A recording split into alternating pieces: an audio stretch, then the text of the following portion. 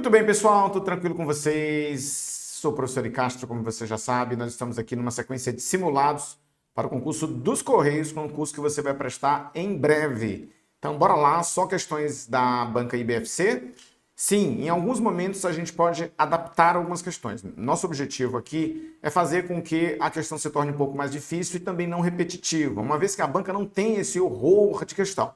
Sim, ela tem bastantes questões, ela tem muitas questões, mas como eu conheço você e sei que você está fazendo tudo aí, né, procurando tudo quanto é questão, então a gente às vezes faz umas adaptações. Nesse primeiro simulado eu adaptei pouco, mas é provável que no segundo e no terceiro a gente coloque um pouco mais de adaptação para tornar a coisa mais difícil. Treino forte, prova fácil. É sempre prudente lembrar isso, tá bom? Então, quando você enxergar ali em cima da questão adaptada, é porque a gente fez alguma modificação para tornar a questão mais difícil e com um caráter mais inédito para vocês. Beleza? Vamos nessa então a correção?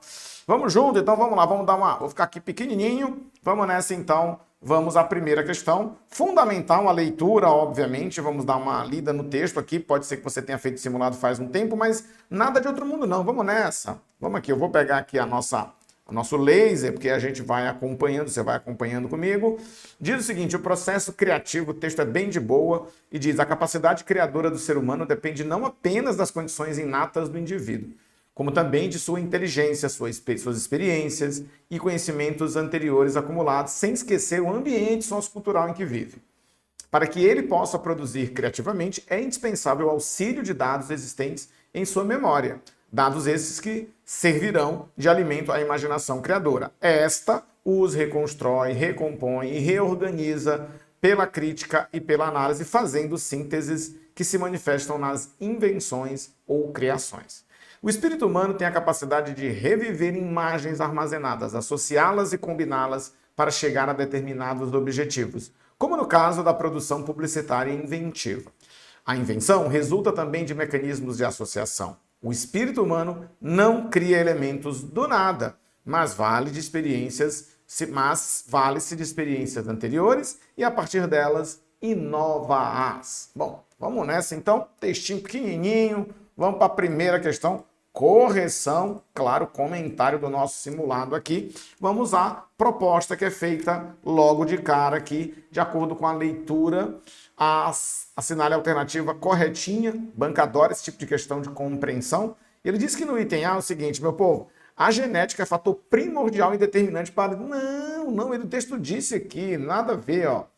A capacidade criadora depende não apenas das condições inatas do indivíduo, como também da sua inteligência, suas experiências. Então, nada a ver dizer que a genética é fator primordial, ele não coloca como fator primordial. B. As lembranças armazenadas pelo indivíduo fazem parte das condições inatas do indivíduo e constituem um processo criativo. Condições inatas do indivíduo? Parece que não. Ele diz que as experiências e conhecimentos acumulados, sem esquecer o ambiente sociocultural, ou seja, é diferente, não é no mesmo campo, né? As lembranças armazenadas não fazem parte das condições inatas, são as condições inatas. As experiências e vivências acumuladas, elas são à parte. O texto coloca isso de maneira clara. Errado, vamos ao item B. Item C. O item C diz, os livros que leu, por exemplo, os amigos, as viagens, dentre outros, são importantes constituintes da capacidade criadora do indivíduo. Opa, pera ainda, ele fala um pouco isso, né? Ó, quando ele coloca... cadê aqui? Conhecimentos anteriores acumulados, esquecer do ambiente sociocultural em que vive, e ele coloca aqui também, né, ó, cadê? Cadê? Imaginação criadora, cadê aqui? Blá, blá, blá, blá, cadê aqui? Direito humano, combiná-las através do objetivo. Ok, ó, quando ele coloca no próprio primeiro parágrafo, quando ele diz, como também de sua inteligência, suas experiências e conhecimentos anteriores acumulados, sem esquecer o ambiente sociocultural, ele está dizendo, os livros que leu, por exemplo. Professor, mas ele não colocou aqui os livros que leu, por exemplo, né, professor? Ele não colocou aqui, não há essa passagem no texto, a gente não vê isso daqui. Mas ele não, embora ele não tenha colocado os livros que leu, né, mas ele dá a entender que as experiências que você teve. Então, professor, eu fui hospitalizado, passei um mês no hospital. Isso também pode ser um elemento promotor de criação. As experiências todas. Então, ele coloca experiências. E aí você imagina um rol de experiências. Eu já vi a neve, é uma experiência. Eu nunca quebrei uma perna, é uma experiência. Eu já quebrei a perna e o braço, é uma experiência. Né? Então, mesmo que ele não coloque, ele não cite exatamente ipsis literis o livro que leu, mas aqui é uma experiência. Os livros que leu, por exemplo, os amigos, as viagens, dentre outros, são importantes constituintes na capacidade criadora do indivíduo. Vou deixar isso aqui em aberto porque parece verdadeiro. D. A criação deve ser única, genuína e inédita. Não, ele não fala isso. O texto diz uma coisa aqui diferente, ó. Cadê? O espírito humano, no finalzinho, ó, não cria elementos do nada, mas vale-se de experiências anteriores, a partir delas inova-as. Ou seja, não tem nada a ver aqui com essa história de... cadê? Que essa história de que você tem que fazer tudo inédito. E o item E diz errado. O processo criativo surge sempre sem que haja uma finalidade específica. Como é que é? O processo criativo surge sempre, eita, palavra pesada, né? Sempre, sem que haja finalidade específica. Ele vai dizer aqui o seguinte, ó. Ele vai dizer o seguinte. Cadê aqui? O espírito humano tem a capacidade de reviver imagens armazenadas, associá-las e combiná-las para chegar a determinados objetivos. Como no caso, se há um objetivo, como é que não há sempre sem que haja uma finalidade específica? Está errado. Ele diz que aqui que há assim, ó, combina para se chegar a determinados objetivos, ou seja, há uma finalidade. O item é verdadeiro, vamos voltar aqui. É claro que o item é verdadeiro, só pode ser o item C. Os livros que leu, por exemplo, é uma experiência. Os amigos, as viagens, tá tudo aqui, meu povo, ó. Conhecimentos, vivências, né? Tá aqui, ó. Tudo isso, tudo tem a ver com o espírito criativo do ser humano.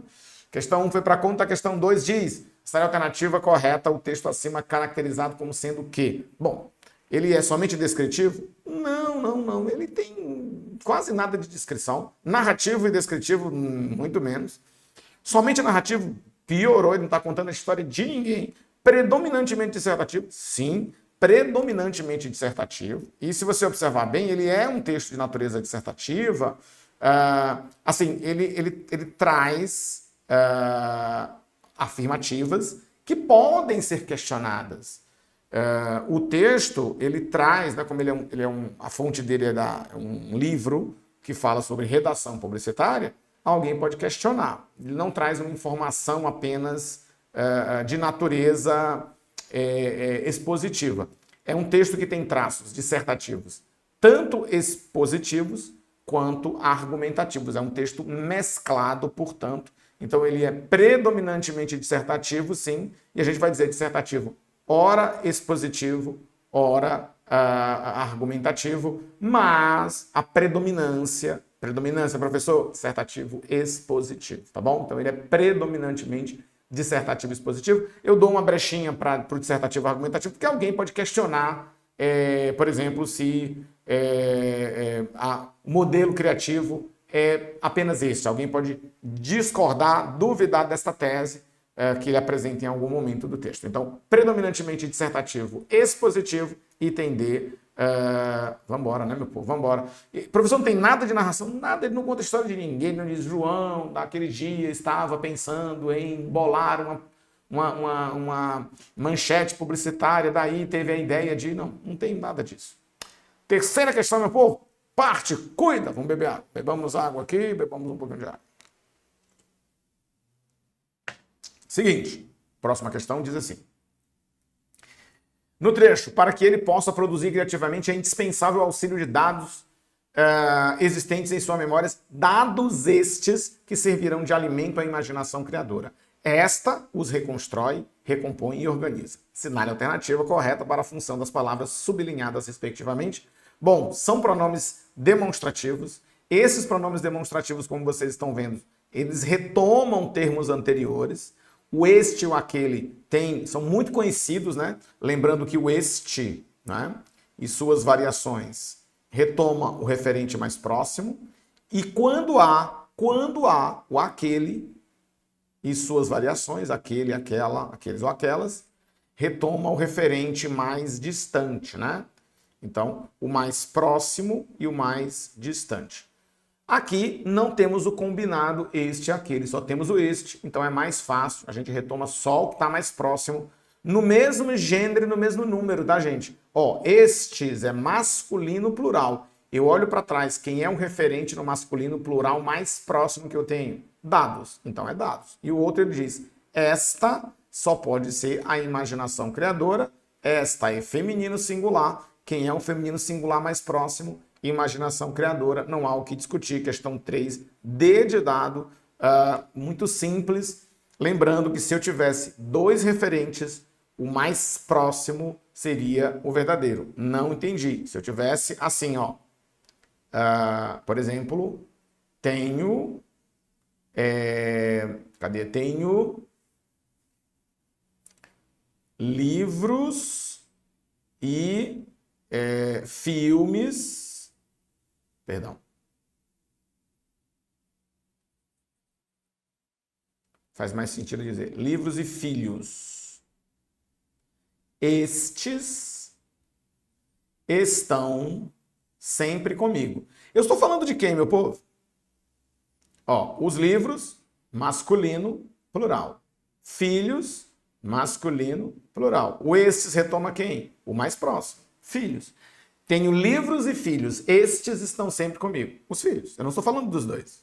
Se eu quisesse falar dos livros, eu diria estes estão sempre comigo e aqueles de vez em quando. Aí aqueles seriam os livros. Ok? Entendido? Estes, filhos, aqueles, livros. Foi? Foi. Quarta questão diz o seguinte.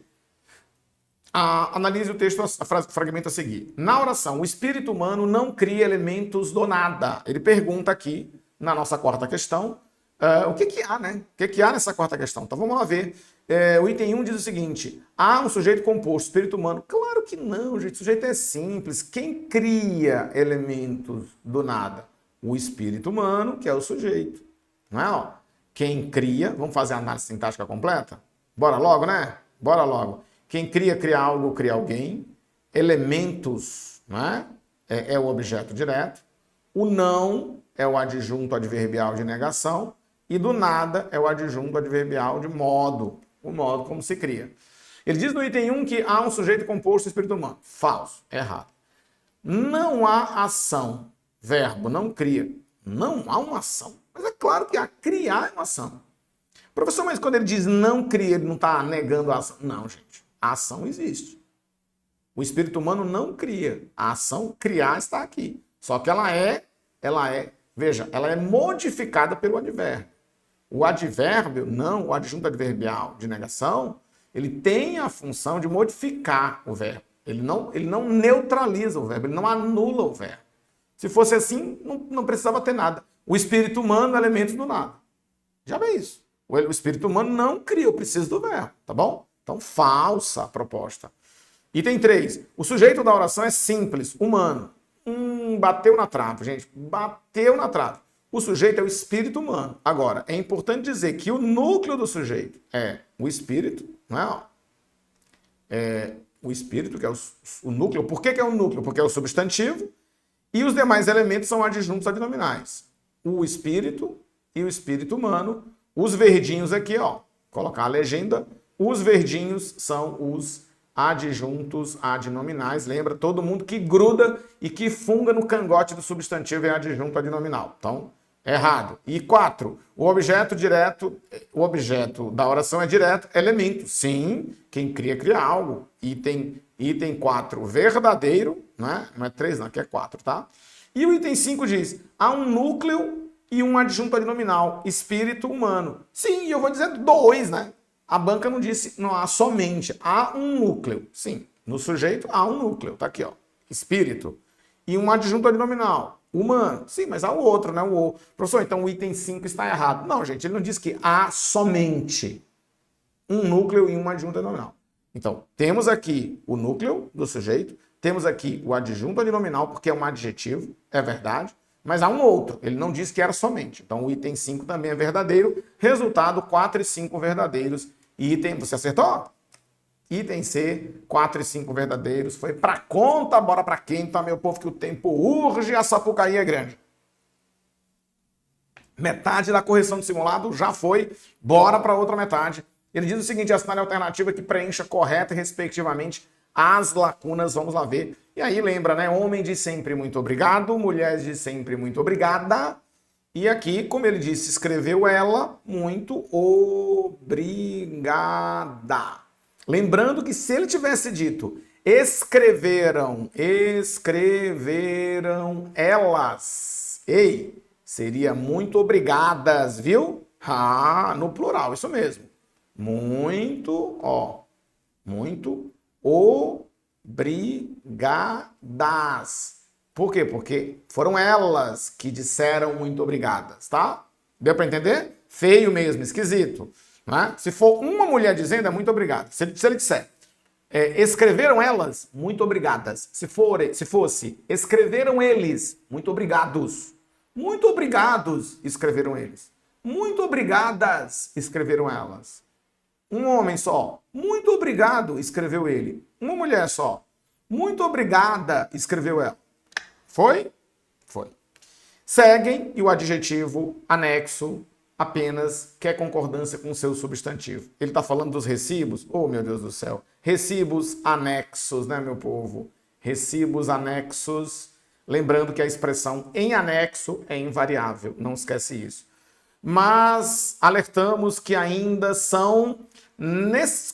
como ele colocou vários pagamentos, os pagamentos, é claro que são necessários, né, gente? Necessários,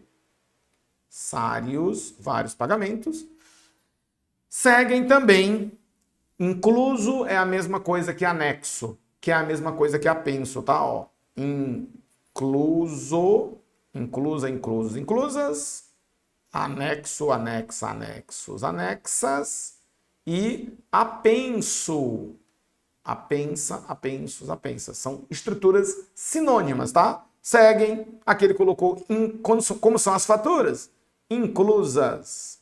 Seguem inclusas as faturas. Logo a questão 5 aí tem D de dado, ó. Obrigada, muito obrigada. Anexos os recibos. São necessários vários pagamentos. Seguem inclusas. Poderia ser seguem anexas. Poderia ser seguem apensas as faturas. 3 opções, se a banca variar, não vacila. Foi?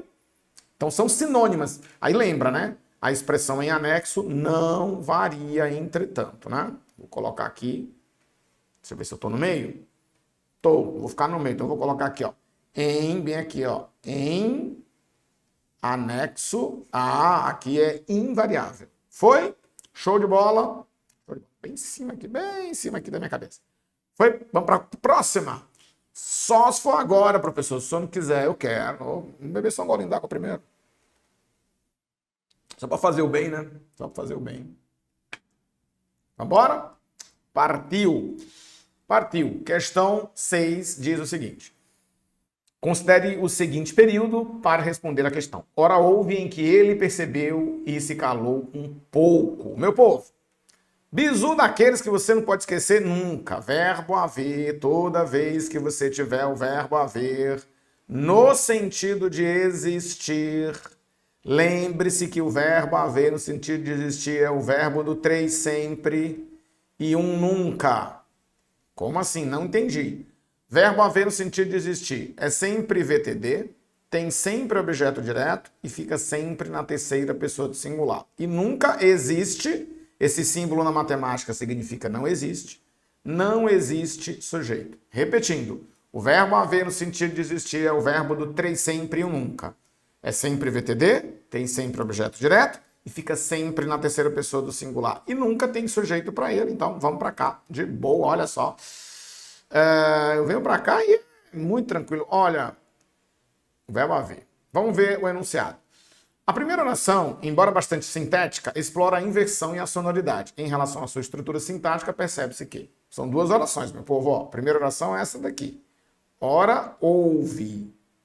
Por que essa é a primeira oração? Porque tem um verbo, né, meu povo? Verbo haver, ó. Tá vendo? Só essa coisinha aqui, ó. Só esse pichototinho aqui, ó. Aí isso aqui é a segunda oração. Ele percebeu. Isso aqui é a segunda oração. E a terceira oração está aqui agora. E se calou, tá aqui, ó. E a conjunção aditiva no meio, né? Tá vendo, ó? 3 orações, tá vendo aí? Vou colocar a conjunção aqui, tá vendo?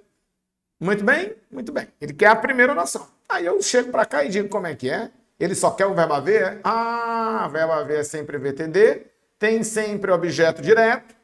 Professor, mas não é houve ora, não? Ele trocou, ele inverteu. Ó. Ora houve. Houve um problema houve. Houve uma desistência houve. Foi? Foi, né? Percebe-se que o objeto direto precede o verbo. O objeto direto está antes do verbo. Fechou. Acabou. Ó, já era. O objeto direto precede o verbo. Sim, precede o verbo. O sujeito concorda com o verbo. Nem existe sujeito. A indeterminação do agente. Agente é o sujeito, tá? Agente é o sujeito. Não, o sujeito não existe. Sujeito é desinicial. Não existe. Desinicial é a mesma coisa que oculto. Né? Oculto, elíptico, implícito, mesma coisa. Foi? Foi. Professor, bora para a próxima. Bora, que o tempo está acabando. 7ª. Essa aqui foi super adaptada, porque ela é bem conhecida. Eu dei uma guaribada nela aqui para ficar bem melhor, bem mais legal. Ó, a série alternativa em que a palavra em destaque exerce papel de substantivo. Olha aí. Não ouvi certo o que eles disseram. Que eu saiba, isso aqui é um advérbio. Por que é um advérbio? Porque se refere ao ouvir.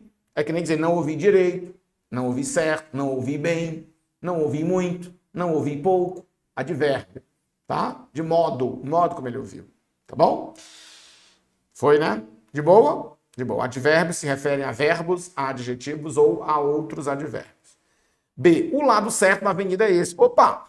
Professor, esse certo é o quê? Adjetivo. Ó. O lado correto. O lado correto. Então, isso aqui é um adjetivo. É um adjetivo porque ele está se referindo a um substantivo, que é a palavra lado. O certo do item A se refere a ouvir, é advérbio. O certo do item B se refere a um substantivo, é um adjetivo. Muito simples, né? C. Dizia que seu palpite estava certo. Palpite certo, isso aqui é só um adjetivo, porque está se referindo a palpite. Palpite certo. Outro adjetivo. Certo dia, ele saiu. Certo dia aqui não é substantivo. Também não é adjetivo. Sabe o que é esse aqui? Cuidado, viu, gente? Isso aqui é um pronome. Um pronome indefinido. Certa pessoa perguntou por você lá na academia. Certo dia eu estava lá fora quando vi. Certa vez eu fui ao shopping e pronomes indefinidos. E aqui o item é verdadeiro, só pode ser o item quando ele diz que ele agiu pelo certo, mas acabou errando. O artigo transforma qualquer palavra em um substantivo. Ele agiu pelo certo. Ele agiu pelo, pelo é por mais o certo. O artigo transforma qualquer palavra em um substantivo, como vocês estão vendo, item é. Ficou mais difícil que a questão original. Vamos para a 8ª? Vamos lá? Bora para a 8ª questão, só se for agora, professor. 8ª questão diz o seguinte: assinale a alternativa que preenche correta e respectivamente as lacunas. Prefiro trem, o verbo preferir, rodado, muito rodado. Ih, esse aqui é rodado pra caramba, quem prefere algo a algo. Professor, não é prefiro muito mais trem do que ônibus, não, pelo amor de Deus. Não, quem prefere algo a algo. Prefiro trem, objeto direto, a ônibus, objeto indireto. Eu vou pintar aqui de azul, ó. A ônibus é o objeto indireto e trem é o objeto direto. Se eu tivesse colocado artigo antes de trem, artigo antes de ônibus. Por exemplo, prefiro o trem ao ônibus. Entendeu? Poderia ser assim também. Tá certo? Ó, vou colocar aqui, ó. Só lembrando, prefiro o trem, o ônibus, vou colocar aqui, colocar a preposição agora. Tá vendo? Ó? Prefiro o trem ao ônibus. O verbo preferir continuaria transitivo, direto, indireto, bitransitivo. O trem, objeto direto, artigo aqui, ó. Ao ônibus, objeto indireto, e o artiguinho aqui. Ou seja, O que eu colocar antes do objeto direto, eu tenho que colocar antes do indireto. Se não tem nada antes do trem aqui, nada antes do ônibus, só a preposição. Foi? Informe. Quem informa? Informa algo a alguém. Informe aos passageiros. Quem informa, informa algo. Alguém. O verbo é VTDI, bitransitivo. Informe que os preços aumentaram, o objeto direto. Informe isso aqui a quem? Aos passageiros.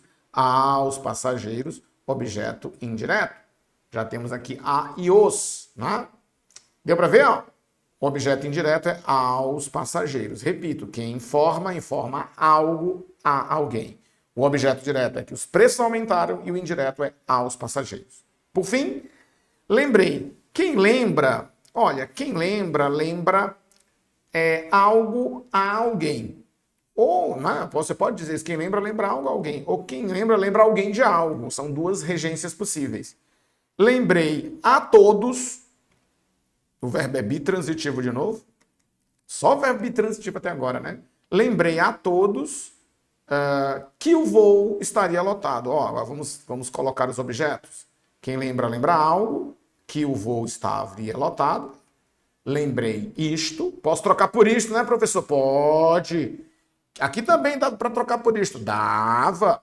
Informe aos passageiros isto. Oração objetiva direta, né? Lembrei a todos isto, oração objetiva direta. E lembrei isto a quem? A todos. A todos é o objeto indireto. Então aqui acho que já temos a resposta, né? Professor, não tem o item D não, mas eu vou inventar o item D, né? Acabou não saindo.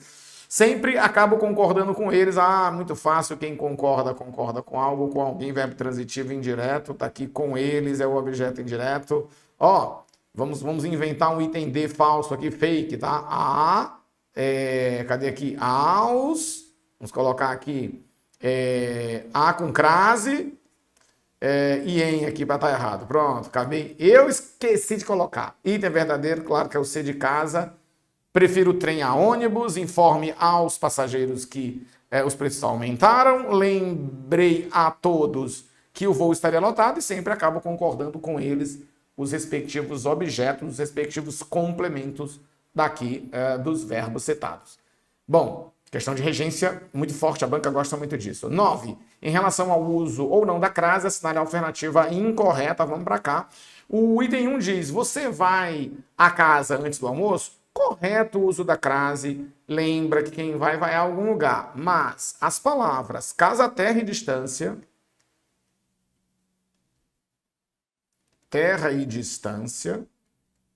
só aceitam crase se estiverem especificadas. Lembrou isso? Ó, só aceitam... Você vai anotar isso aí. Aqui é um simulado, então é mais rápido, tá? Casa, terra e distância só aceitam crase quando estão especificadas. Ele diz, você vai à casa antes do almoço? Certíssimo. Se ele tivesse dito, você vai à casa do João depois do almoço? Teria que ter. Você vai à casa do Pedro depois do almoço? Você vai à casa da Maria? Aí teria. Não especificou? Certo. Show de bola. B. Ela não conseguiu te encontrar todas as horas que forem precisas, ou seja, exatas, ou às 20 horas, professor, é aqui, né? É aqui, ó. Ela não conseguiu te encontrar às 20 horas. Todas as horas precisas, ou seja, horas exatas, têm que estar craseadas. Houve erro. Ele chegou às 23h37. Eu vi no WhatsApp que ele disse, cheguei, amor, às 23h37. Tem que ter crase. Amor, tô saindo de casa agora, às 17h12. Tem que ter crase. Lá no WhatsApp tá aparecendo. Quem tem o visto por último aparece. Né? 3. Ele entregou o prêmio a uma participante. Não existe crase antes de artigo indefinido. Errado. E, por fim, não me refiro a esta, mas aquela da esquerda. Quem se refere a alguém. Preposição correta, sem crase, porque não existe crase antes de essa. Nem de esse, nem de esses, nem de essas. Mas diante de aquela, sim, perfeitamente corretos, apenas 1 e 4. 1 e 4 corretos, A de avião para nona. Bora para a última, meu povo, a saideira, fechando o nosso primeiro simuladaço aqui. Que belo simulado, viu? Vamos bater aí os nossos 30 minutinhos de simulado. Ele diz o seguinte, meu povo, Sintaticamente, analise a oração. É importante que o trabalho em sala de aula se organize e assinale a alternativa correta. É uma questão de orações subordinadas. Por favor, revise todas as orações subordinadas, em especial as subordinadas substantivas. Aquelas que podem ser trocadas por isto, pronto. É isso mesmo. Ó. É importante que o trabalho em sala de aula se organize, meu povo. Vamos lá, né? O que é que nós temos aqui? Que o trabalho em casa se organize é o que nós vamos chamar de oração, né? Subordinada. A outra oração anterior é a chamada oração principal. Já vou destacar lá aqui para vocês. É importante, é a oração principal. Ó. Lembra, esta oração aqui chamada de oração principal tem um verbo de ligação. Oração. Peraí, ainda tá feio. Deixa eu só colocar melhor aqui. Tá muito feio. Ó. É a oração principal. Temos um verbo de ligação. Importante, é predicativo do sujeito. Eu estou precisando de quem? Do sujeito. Não é não? Se eu tenho um verbo de ligação e tenho um predicativo do sujeito, professor, por que o senhor diz que importante é predicativo do sujeito? Porque é uma adjetiva, uma característica. Se eu digo o amor é importante, importante é predicativo do sujeito. Se eu digo a vida é importante, a vida é sujeito e importante é predicativo do sujeito. Então é importante isto. Coloque na ordem direta comigo. Isto é importante. Eu acho que nós já resolvemos a nossa vida. É verbo de ligação. Importante, uma característica. Predicativo do sujeito. Só está faltando o sujeito. Oração subordinada, substantiva, subjetiva. Olha, eu já vi muito aluno dizer assim, professor, toda vez que eu troco a oração por isto, ela é objetiva direta, né? De onde é que você tirou isso, meu filho? Não é verdade. Se eu trocar por isto, ela pode ser objetiva direta, pode ser objetiva indireta, pode ser completivo nominal. Todas podem ser trocadas por isto, mas você tem que saber o verbo da principal. Tem que olhar o verbo da principal. Ó. Quem é o verbo da principal aqui? É o verbo ser. Tá aqui ele, é o verbo ser, tá vendo? É importante. Poxa, está faltando qual elemento dessa estrutura? O sujeito, a oração que desempenha o papel de sujeito é chamada de oração subjetiva. Era para ser chamada de sujeitiva, né? Mas eles não chamam assim, eles chamam subjetiva. Meu povo, encerramos aqui o nosso simulado 1 em 32 minutinhos. Forte abraço, valeu, até o próximo simulado 2. Espero que você tenha saído bem. Fui.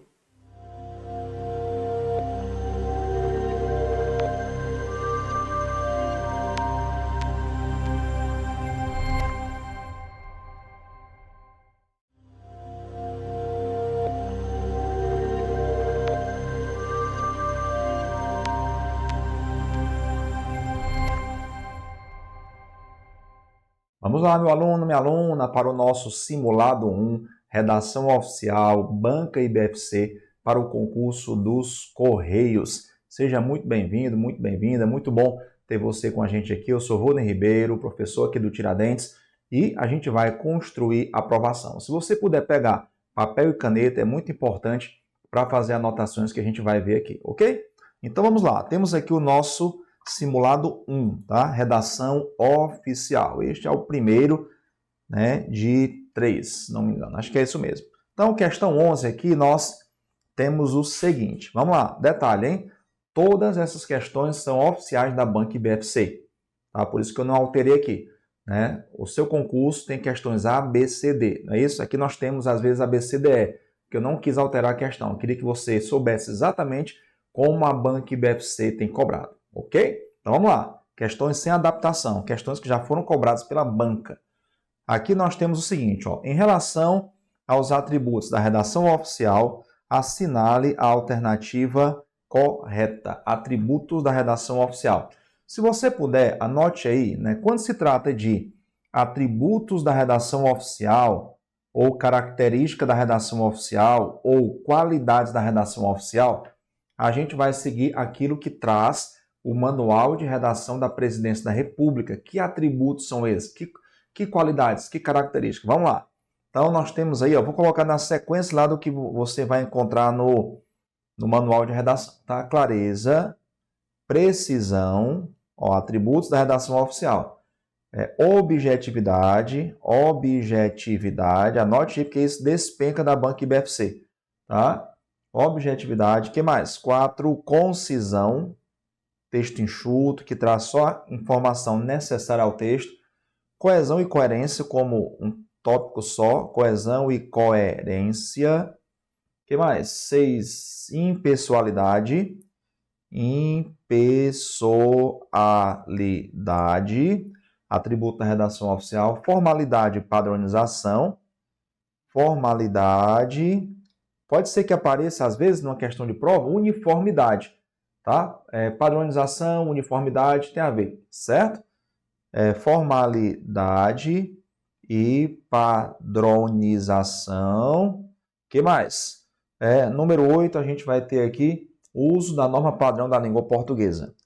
Uso da norma padrão da língua portuguesa. Ok? Então, esses são os atributos da redação oficial, tá? Para a banca IBFC e para qualquer concurso, porque, né, a gente tem como base aqui o Manual de Redação da Presidência da República, ok?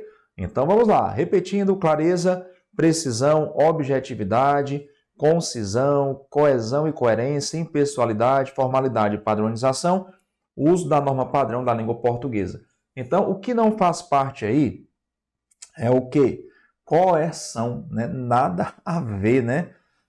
Coerção é uma característica, às vezes, do texto injuntivo, né? Que não é um texto oficial, né? Texto injuntivo é um tipo de texto, tá? Quando se trata de redação oficial, nós temos esses atributos, essas qualidades, essas características, né? E a coerção não é a única característica do texto injuntivo, né? Texto injuntivo é aquele que diz o que deve ser feito.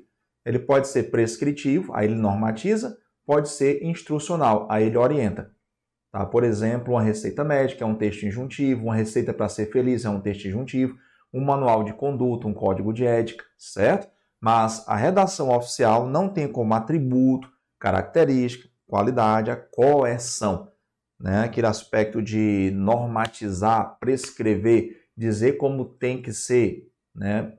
Um texto que traz um comando a ser seguido. Isso aqui não. Esses são os atributos. Então, se você puder, anota aí, tá? Vai ser muito bom, porque é um tipo de assunto que despenca na banca IBFC. E aqui é uma questão original da prova. Todas as questões aqui são originais, não são adaptadas, né? Porque eu queria que você realmente soubesse como a banca tem trazido essas questões. Beleza?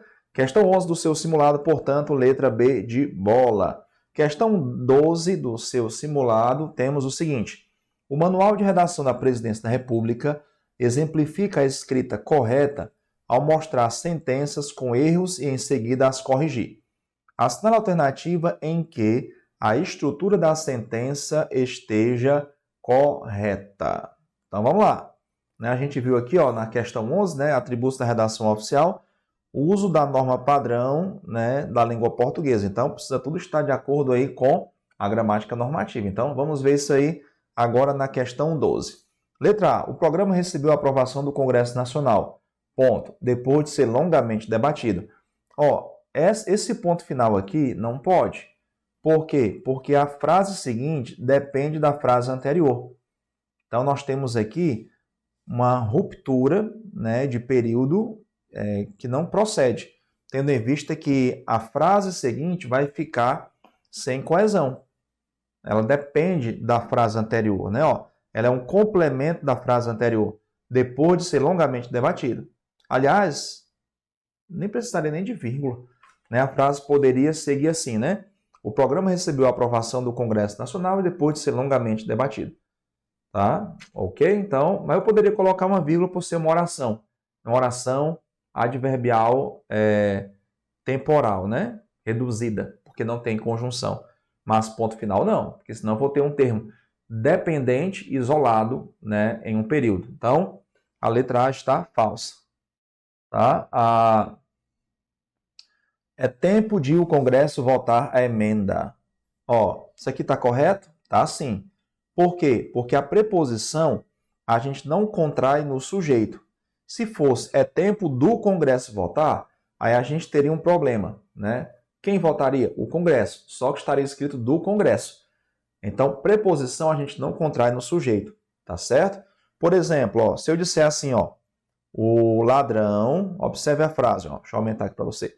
Se eu digo assim, o ladrão fugiu antes da polícia chegar, certo? Aí eu pergunto a você, quem fugiu? O ladrão, né? Tá aqui, ó, o ladrão fugiu. Quem chegou? A polícia. Só que aqui não está escrito a polícia, está escrito da polícia. Então nós temos um problema redacional, porque o sujeito não depende de preposição. Então, se o sujeito é a polícia, então eu preciso separar o de do a. E aí o correto seria, o ladrão fugiu antes de a polícia chegar, ok? Então, a gente não contrai preposição no sujeito.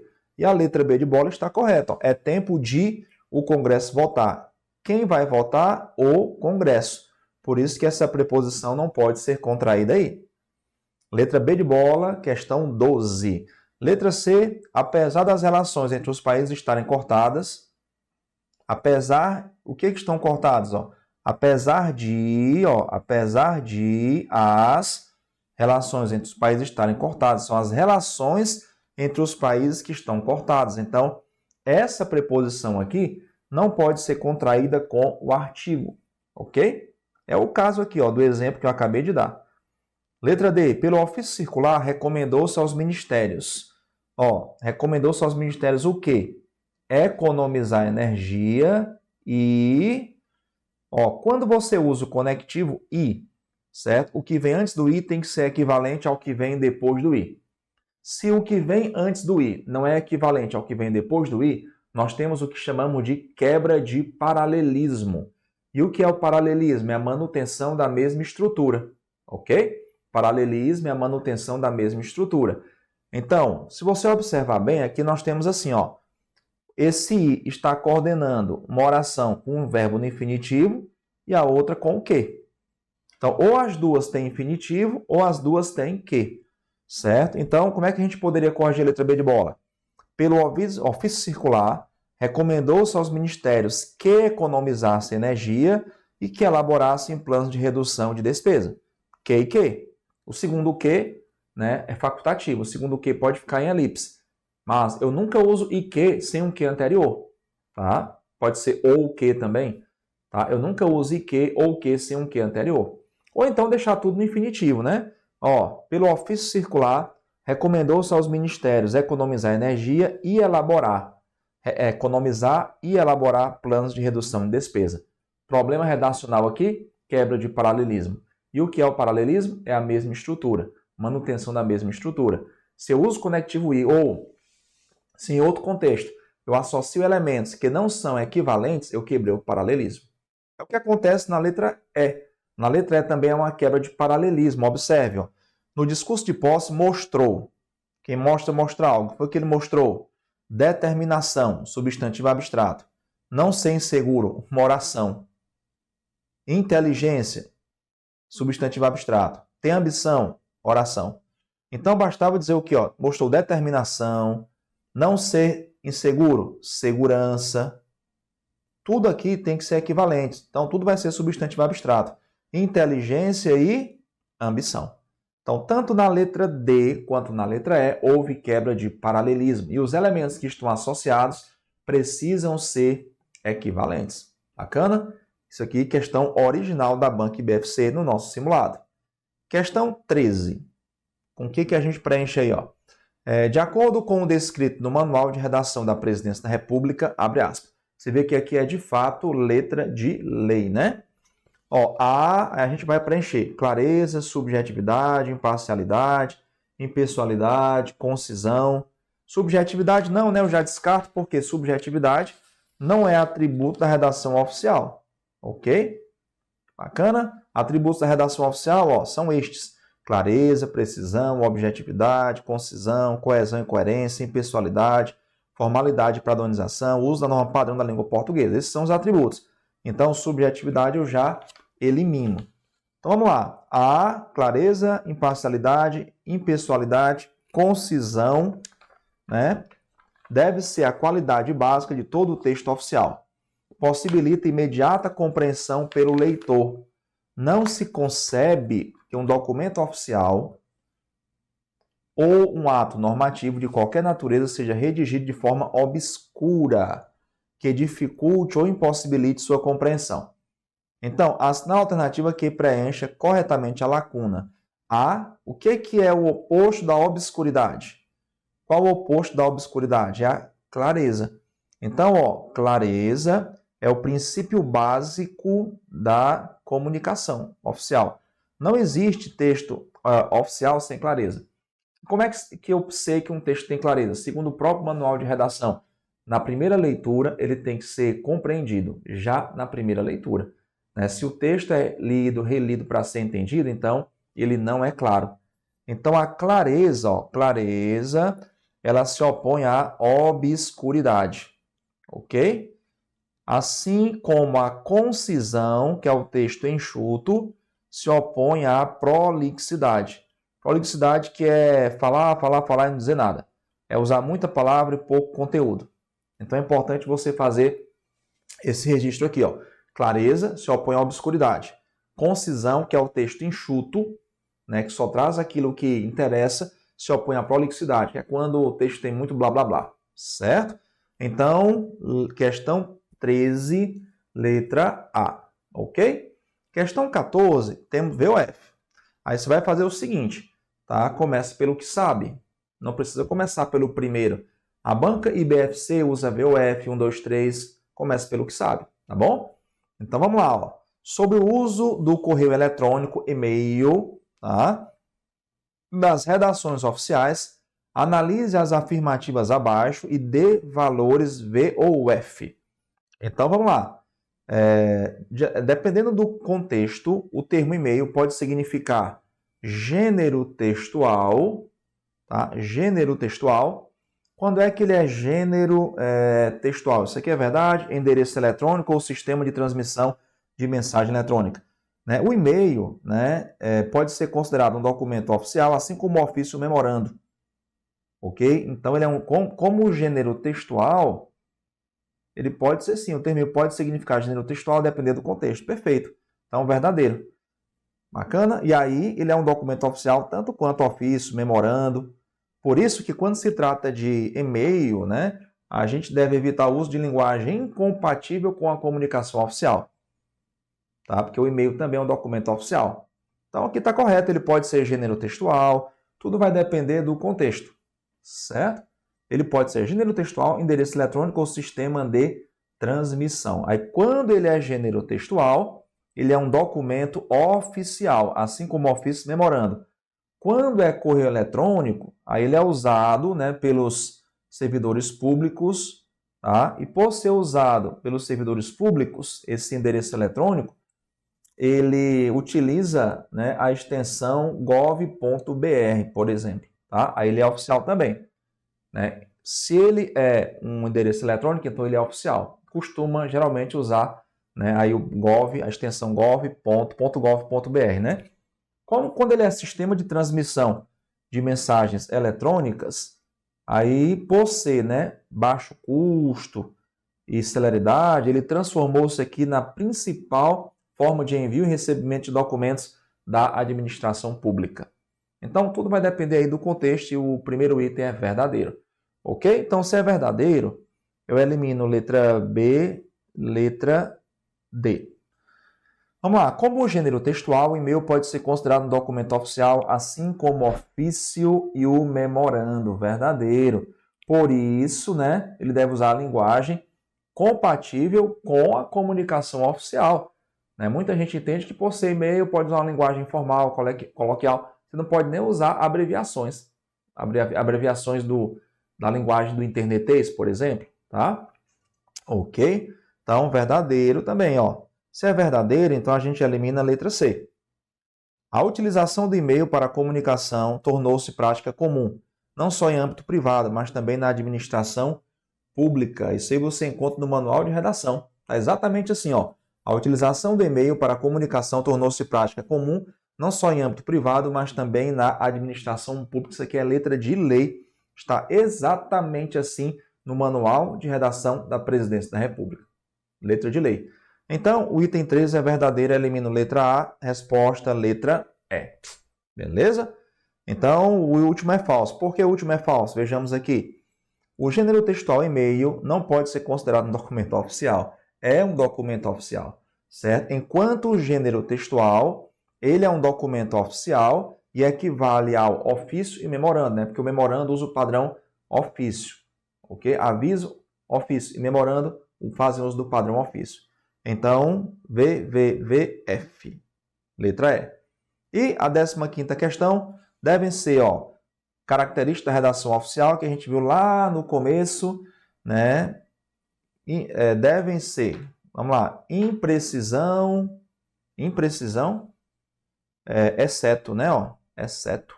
Imprecisão? Não, tem que ser preciso. Né? Lá na questão 11, nós anotamos aqui, clareza, precisão. Não, o que é precisão? É usar a palavra correta. Por exemplo, Einstein inventou, né, a teoria da relatividade. Inventou? Não, ele não inventou, ele sistematizou, elaborou. Tá? Precisão é usar o termo correto, porque não usar o termo correto pode prejudicar a compreensão. Inclusive, nessa precisão, a gente vai evitar substituição meramente estilística. Tá? Por exemplo, a palavra português vai ter que aparecer 100 vezes num texto oficial se necessário for. Eu não vou fazer substituições meramente estilísticas, porque isso pode confundir. Por exemplo, ora eu uso português, ora eu uso a língua de Camões. Não. Ora eu uso Última Flor do Lácio, como Olavo Bilac fez em um poema. Última Flor do Lácio é a língua portuguesa. Língua de Camões é a língua portuguesa. Então, a precisão é usar o termo correto, preciso, e é preciso, para ter precisão, evitar substituições meramente estilísticas, tá? A substituição tem que ter um propósito. Então, exceto a letra A, né? Porque a precisão é um atributo, imprecisão não. No mais é objetividade, impessoalidade, coesão e coerência e o uso da norma padrão da língua portuguesa, ok? Muito importante é você registrar isso aqui, tá? Por quê? Porque despenca na banca, despenca na prova. Repetindo, clareza, texto é lido e compreendido na primeira leitura. Precisão, usar a palavra correta. Objetividade, ir direto ao ponto. Concisão, máximo de informação com o mínimo de palavras. Coesão, ligação de ideias, coerência lógica de ideias. Impessoalidade, uso da terceira pessoa, porque quem comunica é o serviço público, não o agente, não eu, né? Não o funcionário, mas o serviço público. Formalidade e padronização precisa ser em todo o território nacional e a gramática normativa não pode ser deixada de fora. Por isso que o texto tem que ser revisado quantas vezes for necessário, ok? Com isso, né, a gente está finalizando aqui o comentário do nosso simulado, tá? Espero que você tenha anotado tudo aí e eu aguardo você, né, no próximo simulado para a gente continuar mandando ver aí na banca IBFC, redação oficial para os Correios. Até lá!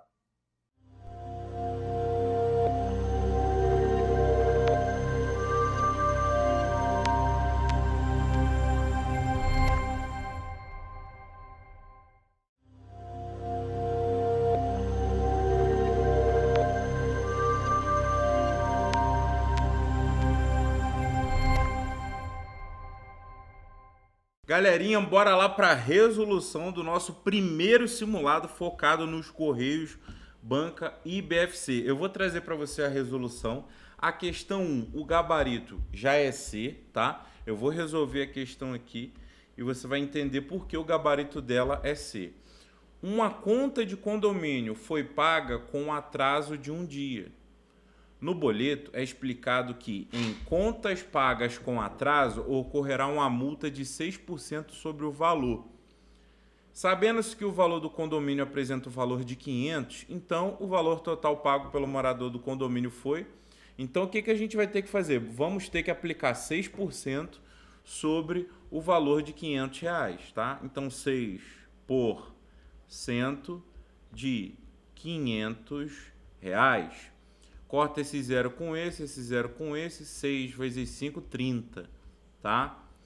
Então o valor original é 500. Só que com aquela multa de 6%, que é uma multa de R$30, vai para 530, gabarito C. Show de bola? Próxima questão 2. Maria comprou um frasco de remédio com 300 ml. Sabendo que Maria precisa tomar 2/3 do frasco para se curar, ou seja, 2/3 de 300 ml, 300 é 3 vezes 100, né? 3 com 3 já dá, e 2 vezes 100 vai dar 200. Ou seja, 200 ml é o que ela precisa. Outra maneira de fazer isso aqui é dividir, já que está falando de 2/3, embaixo o total representa a parte de baixo, né, do terços, representa o total. Se ela, por exemplo, ingeriu 2/3, ou seja, 2 de 3, sobrou 1/3, né? Se o total é 300 ml, é como se cada um aqui fosse 100 ml. Então ela ingeriu 2/3, ela ingeriu 100 mais 100, 200. E sobrou 100, entendeu? Então sobrou 100 ml. Vamos ver o que a questão está pedindo. Qual alternativa representa a quantidade de remédio que restará no frasco após Maria se curar? Resta 100 ml, que a resposta é C, 100 centímetro cúbico. ml é a mesma coisa que centímetro cúbico, tá? Isso aqui é uma grande pegadinha, fica ligado. ml é a mesma coisa que centímetro cúbico. Às vezes a galera acha que tem que converter, mas não é necessário, beleza? Não é necessário, vamos lá. Questão 3 agora. Aqui é aquela máxima, né? O bizu do cagada monstra, depois comi MM. A gente vai pegar 4,8 quilômetros e com 1,2 quilômetros e vai converter essa jogada aí para centímetros. Mas primeiro vamos ler a questão. Ao realizar o censo numa região, o agente verificou que percorreu em um dia a distância de 4,8 km. E no dia seguinte percorreu 1,2 km a menos que no dia anterior, né? Então, se eu percorro, por exemplo, hoje 4,8 km, hoje, né, H de hoje, amanhã eu vou percorrer 1,2 a menos que o dia anterior. Então, 4,8 menos 1,2, 3,6, ou seja, 3,6 km. Nessas condições, a soma entre as distâncias percorridas nesses 2 dias por esse agente foi. Então, eu vou ter que somar isso daí, né? Vai dar 8,4 km, que a gente precisa transformar para alguma dessas unidades de medida aí. O que eu vou fazer? Eu vou usar aquele bizu do cagada monstra, depois comi MM. Quem inventou esse macete aí fui eu, tá? Ó, K, H, da, monstra, depois, comi, MM.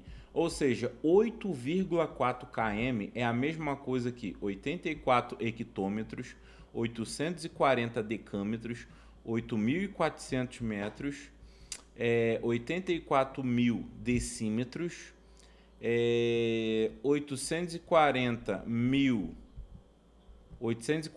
centímetros e 8.400.000 milímetros. Aí agora a gente precisa ver qual a resposta que se adequa. Por que deu E? 840 mil centímetros. Está aqui, ó, 840 mil. É 84 com 4 zeros, ok? Show? Mais uma que morreu. Aqui é só Deus muda, né, papai? Uma questão de razão e proporção, em que ele deu o total de adultos e crianças. A razão de adultos para crianças é de 8 para 7.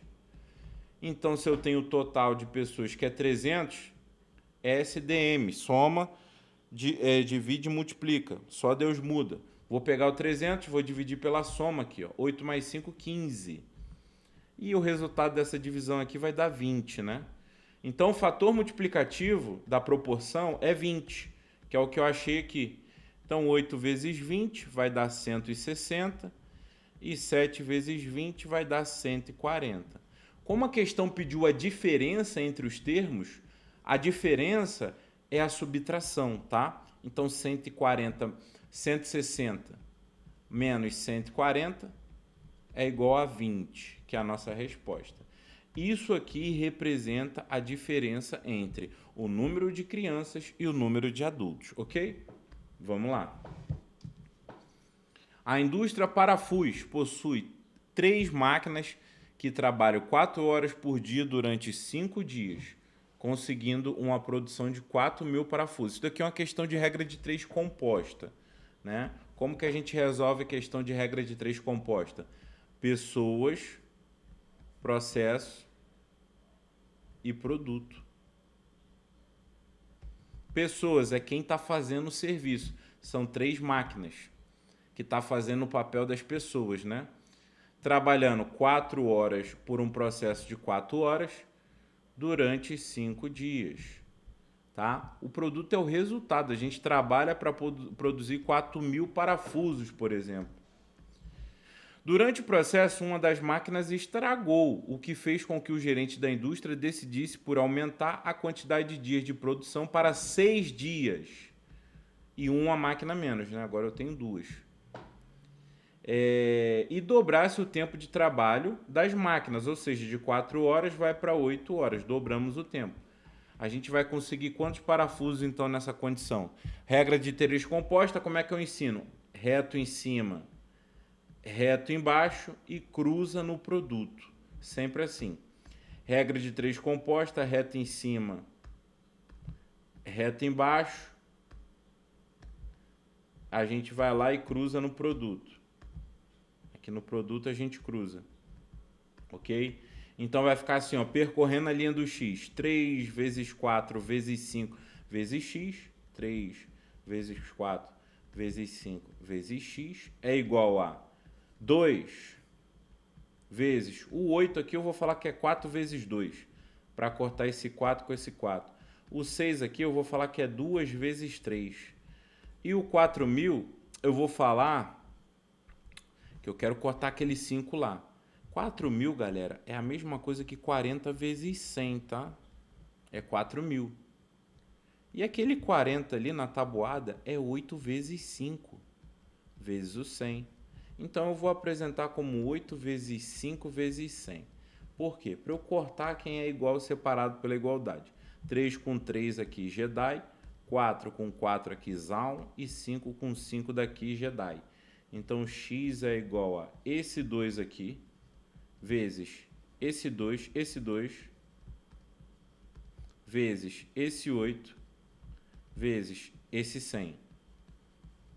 Então, vamos fazer essa conta do jeito que tem que ser, que é rápido. 8 vezes 2 dá 16, 16 vezes 2, 32, 32 vezes 2, 64. Com esses 2 zeros aqui do 100, 6.400, gabarito D. Ok? Uma aula cirúrgica. Papá totalmente seleto. Show de bola, galerita. Vamos lá agora. Próxima questão é a questão 6. Show?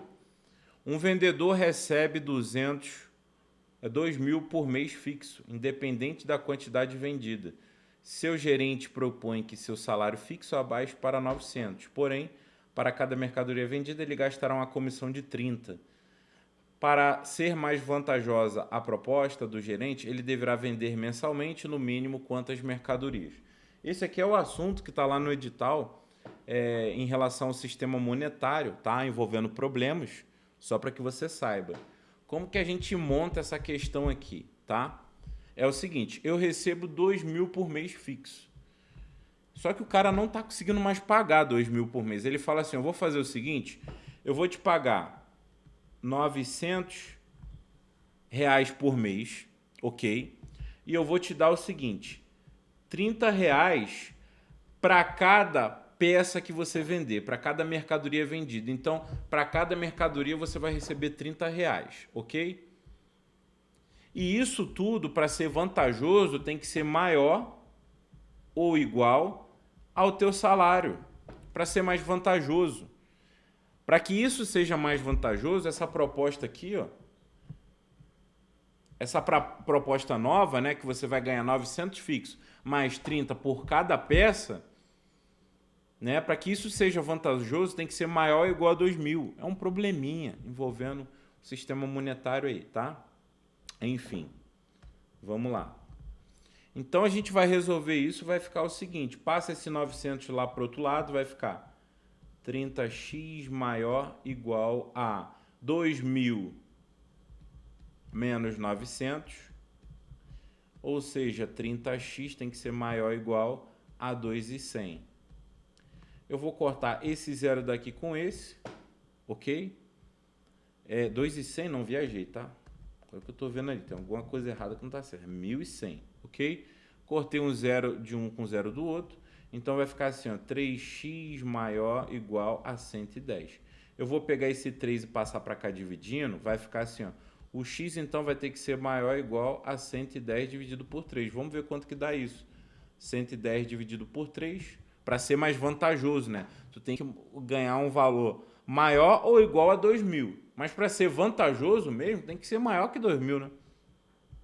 Ok? Então vamos lá. 3 vezes 3 vai dar 9. 11 menos 9, 12. Abaixo esse zero aqui. 20 por 3 eu vou pegar o 6, porque vai dar 18. Vai dar 2 aqui. Não tem mais zero para baixar, nem tem mais número. Então o que eu faço para continuar a divisão? Eu adiciono um zero e uma vírgula aqui. 6 vezes 3, 18, né? Vai ficar dando isso aproximadamente 36,6.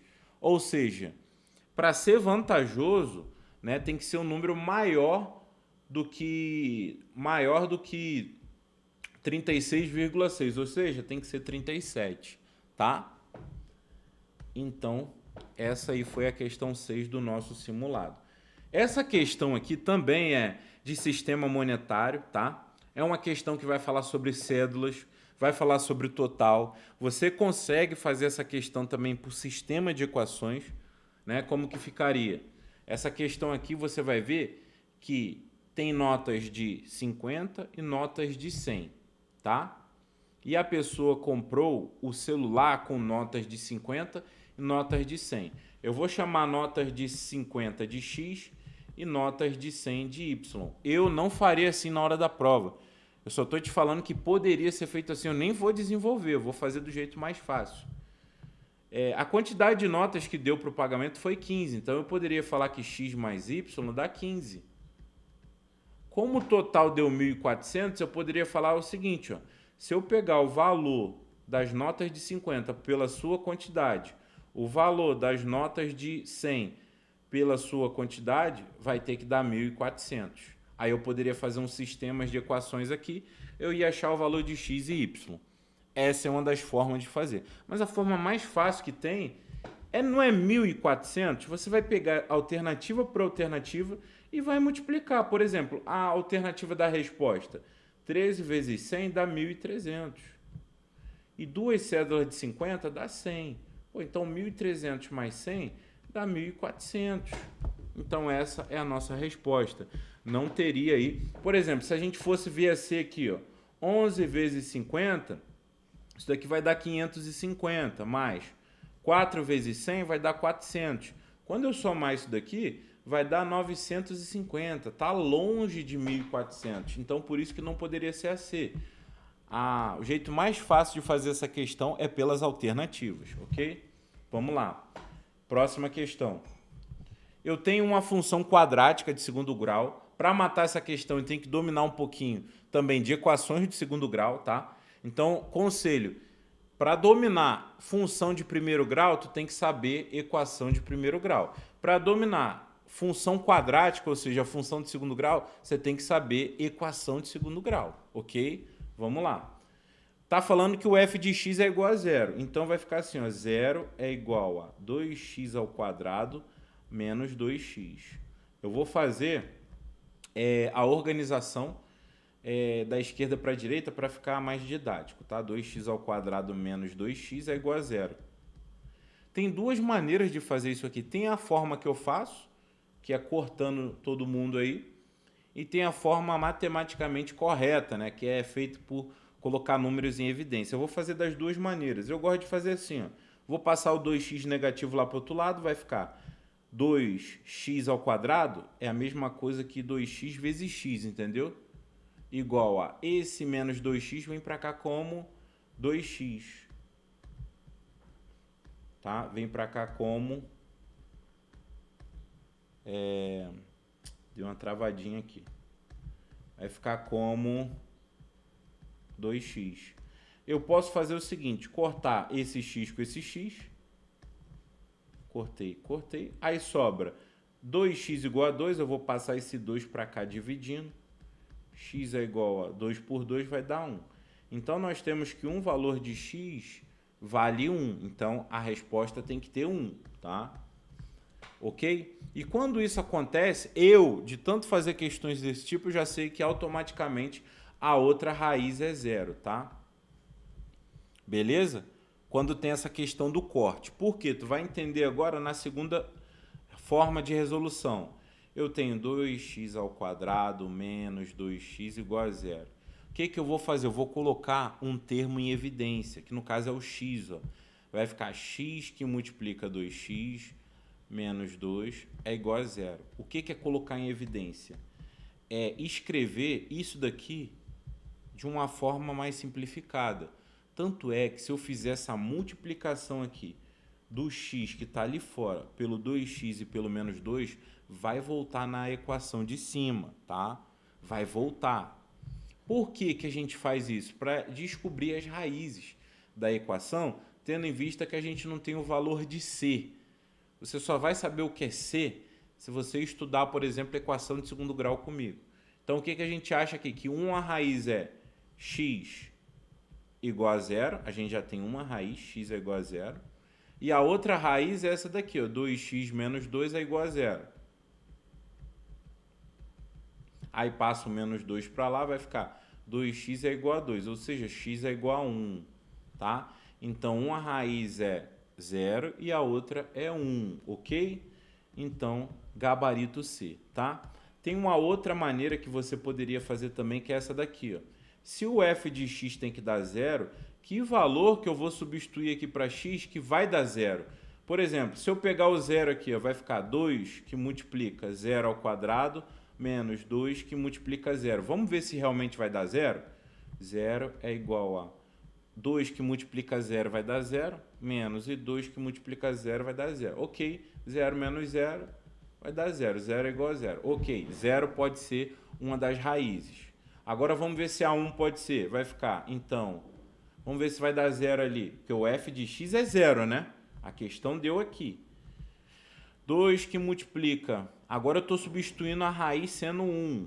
Ó, 1 ao quadrado menos 2 que multiplica 1. Então, 0 é igual a 1 ao quadrado vai dar 1. 2 vezes 1, 2. Menos 2 vezes 1, 2. Então, 0 é igual a 2 menos 2, que é 0, bateu. Então, duas raízes possíveis, 0 e 1. Você poderia fazer dessa forma também, ok? Questão 9 é uma questão aí de função afim, tá? Tá trazendo para a gente a substituição. A questão está pedindo o valor de f de 0, mais, depois que a gente encontrar o f de 1, a gente eleva ao quadrado. E depois que a gente encontrar o f de 2, a gente eleva ao cubo e soma tudo. Vamos calcular primeiro o f de 0. Onde tem x, eu coloco 0.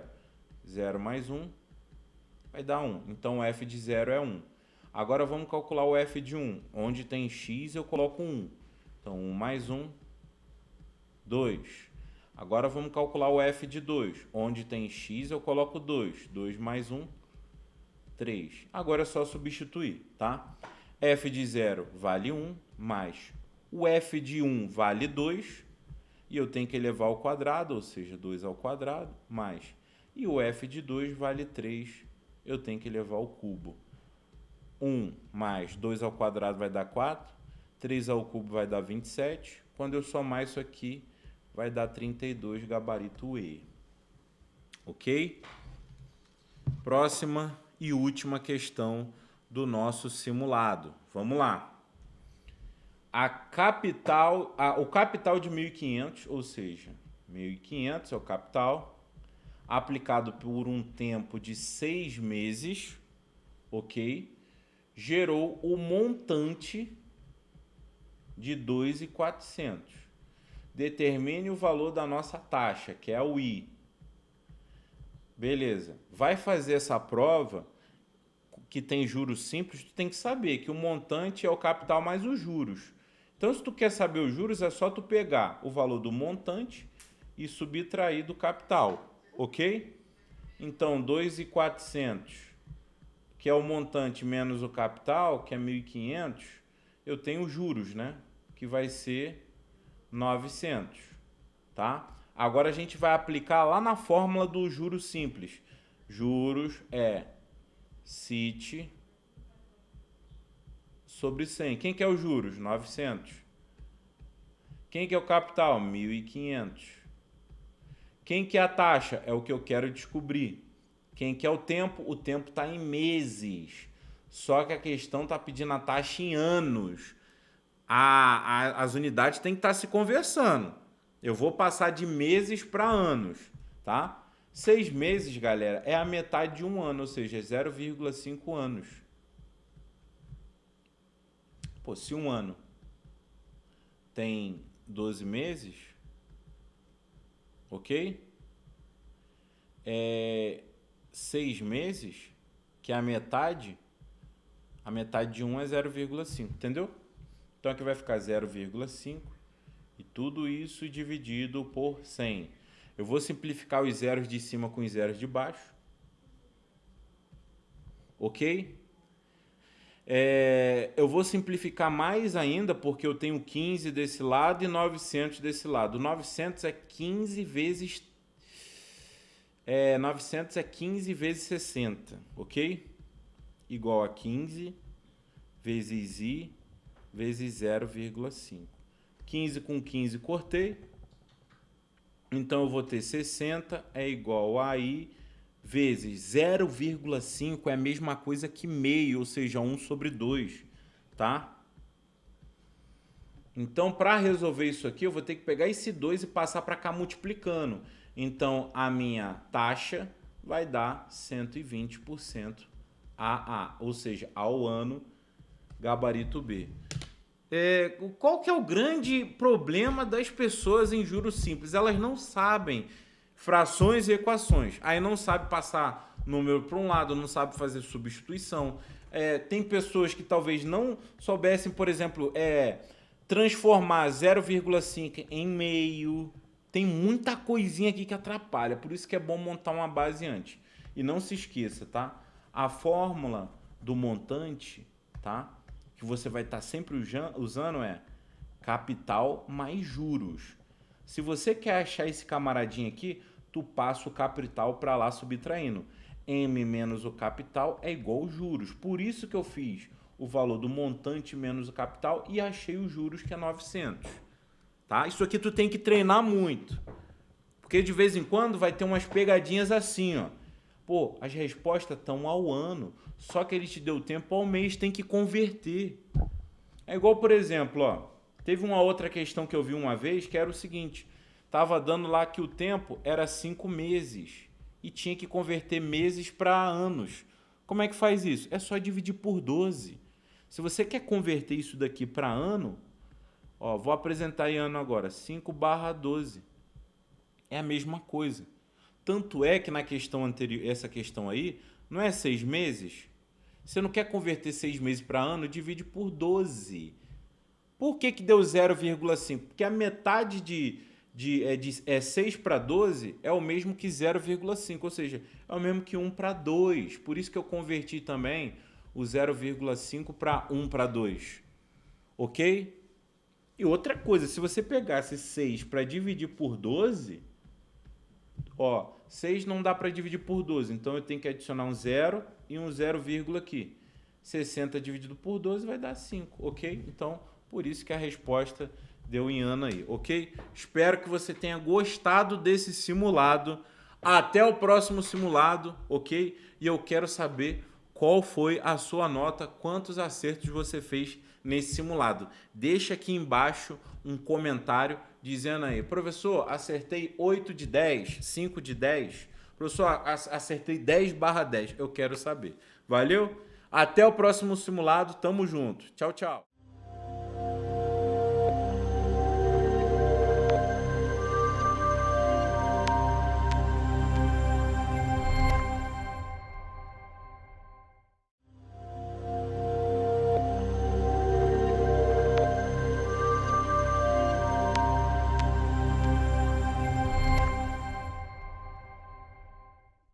Fala galera, beleza? Seja bem-vindo aqui à nossa correção do simulado, conhecimentos gerais, simulado número 1. Espero que você tenha ido muito bem.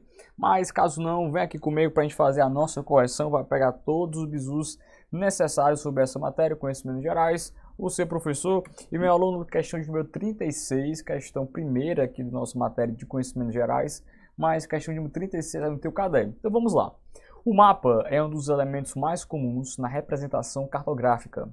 Um elemento que não é obrigatório em um mapa é qual?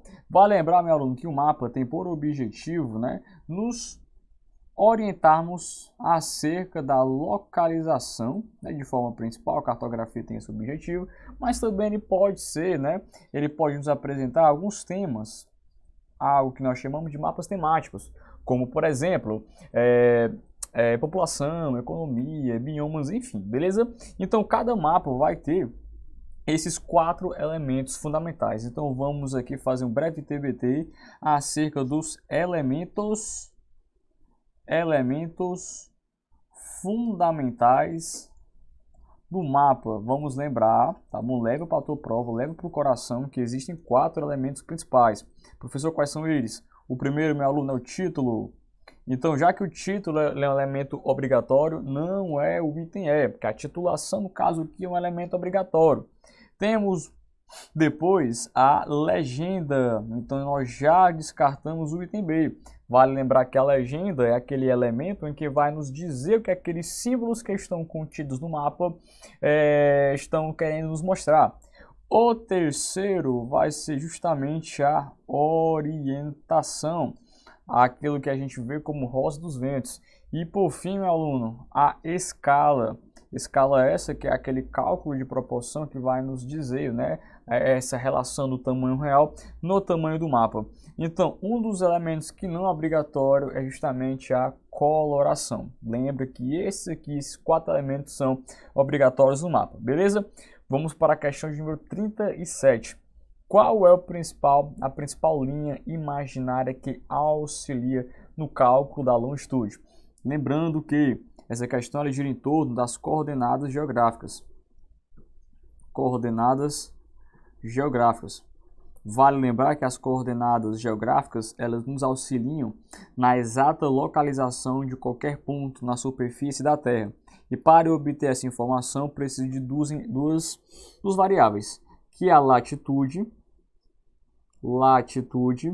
que é aquela distância em graus que vai ter como referência a linha do Equador, que é o paralelo principal que vai dividir o mundo em hemisfério norte e hemisfério sul, beleza? E a latitude, essa distância em graus que compreende de 0 grau a 90, norte ou sul. Já a longitude, que é o que a nossa questão ela quer saber, longitude é a mesma distância em graus, só que agora a nossa referência, meu aluno, é o meridiano de Greenwich. Meridiano de Greenwich. Logo, o nosso gabarito é o item D de dado. Só uma pequena informação.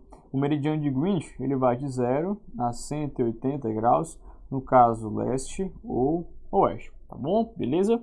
Então lembra também, isso é pra gente bom a gente também revisar, que o sistema de coordenadas geográficas ele nos auxilia para sabermos a exata localização, na verdade.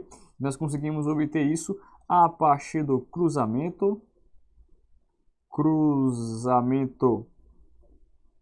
dos paralelos com os meridianos, beleza? Meridianos, show de bola? Gabarito aqui, nosso item D de dado, meridiano de Greenwich. Vamos para a questão de número 38. Nesse domínio predominam os planatos antigos, intensamente desgastados e aplanados por processos erosivos, que caracterizam-se como dos biomas brasileiros ou domínios brasileiros de formação mais antiga, tanto do ponto de vista geomorfológico quanto biológico. Nele, olha as palavrinhas-chave, vou colocar aqui em marca-texto. Nele predominam solos bastante desenvolvidos com elevado grau de acidez, beleza?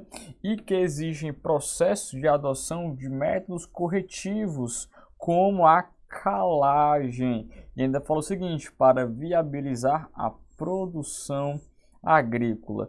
Meu aluno, esse domínio ou esse bioma é justamente o bioma do Cerrado brasileiro.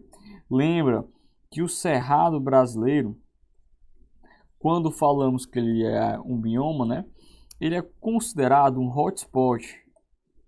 Sabe o que é o que é um hotspot? É um bioma que apresenta uma alta biodiversidade, e ele é também muito vulnerável. Isso quando falamos de nível de desmatamento. E a questão, meu aluno, ao longo do texto, ela foi identificando algumas características intrínsecas do cerrado, como por exemplo, o solo, ele é um solo ácido. Logo, existe um processo químico chamado de calagem para fazer justamente a alteração desse solo, diminuindo a concentração de acidez e tornando esse solo próprio para as plantações que nós temos hoje muito forte a nível de participação no PIB do Brasil. E vai lembrar com destaque para a soja, tranquilo? Professor, outras características que nós temos no cerrado. As raízes do nosso cerrado são raízes profundas, beleza? E quando nós falamos sobre troncos, né? Os troncos dessas árvores do cerrado são troncos retorcidos. E lembra, meu aluno, que o cerrado brasileiro, ele também aparece nas provas e pode aparecer na sua, claro, como savana brasileira, porque se assemelha bastante com a savana africana, beleza? Então, algumas palavrinhas do cerrado: hotspot, solos ácidos, raízes profundas. Professor, tem mais? Tem, ó. As plantas do cerrado são plantas tropófilas, ou seja, são adaptadas à alternância climática pela própria atuação do clima tropical, que é o clima típico dessa vegetação de cerrado, onde vamos lembrar que as características do clima do cerrado, do clima tropical, em que o verão ele é chuvoso e o inverno ele é seco, beleza? Então marca essa alternância climática, beleza, meu aluno? Então, confirmando aqui o trecho ao longo, né, das suas mensagens, trouxe as características do nosso cerrado, gabarito item A. Vamos para a próxima. Mata de igapó, mata de várzea e mata de terra firme são extratos verificados ou importante vegetação brasileira. Que vegetação é essa? Meu aluno, quando falamos sobre mata de igapó, mata de várzea e mata de terra firme, isso aqui nós estamos falando do extrato vegetacional da floresta amazônica, tá bom? Floresta amazônica ou domínio amazônico. Aí, assim como essa questão aqui mais acima, vamos só colocar aqui algumas características desse bioma da floresta amazônica. O clima que predomina aqui, meu aluno, é o chamado clima equatorial. É um dos climas mais chuvosos que nós temos no Brasil e que apresenta as menores amplitudes térmicas, beleza? Aqui nós temos em sua boa parte o extrato arbóreo predominando na floresta amazônica, que são plantas de grande porte, tranquilo? E nós sabemos que a floresta amazônica é uma vegetação latifoliada, ou seja, as folhas são largas, ela é perene, além disso é uma vegetação densa.